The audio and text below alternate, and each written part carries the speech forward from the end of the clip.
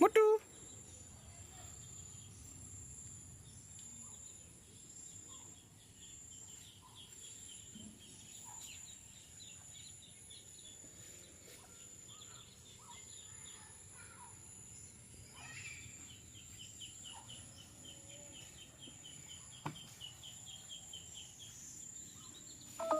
ทางไรเชดันทางไรหนึ่งทางไร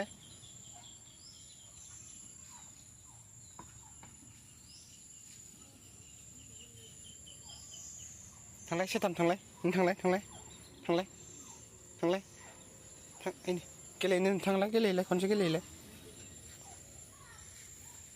เฮ้ย